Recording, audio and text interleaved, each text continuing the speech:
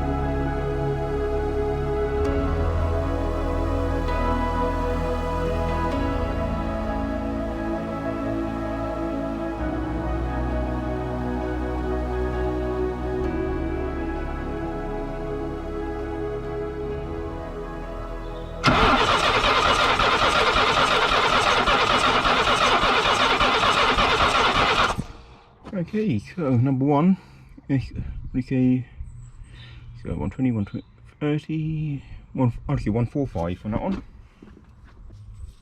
Not bad little result.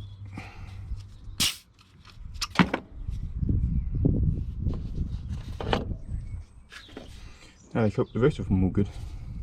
Okay, so just finished doing a compression test, and you got all the numbers there from 1 to 8. So number 4 started at 17 when I first did it. I redid the compression test again on up 1, and it went up to 80. So I think after a bit of running that may come back again. So all the spark plugs are now in the head.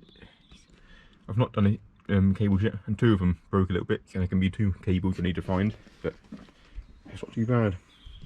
Okay, before it gets too dark, I'm going to quickly end my video here. So I'm going to quickly put the spark plug cables back on, HT leads back on, and then get them collected up again. But apart from that, really, it's not much more to do. So I think, like I said, I think that the valve, I think the cylinder 4, I think that is just a valve heating issue. After all, the car sat for a long while, and that may have been one of the valves that was left open possibly. So I think after a good run, get the engine running properly, let it idle. I think that valve, I think that cylinder may come back up again in compression.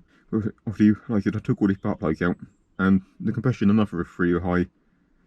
So I think that may I think that should come back up hopefully. So if not, it might be a bit more of an issue. But once I've got the car running, maybe I might do another little test on it. So, or even another one beforehand. But for now, I'd like to say thank you for watching. If you haven't already, please subscribe to my channel and like the video. If you like and subscribe, really does help the channel grow.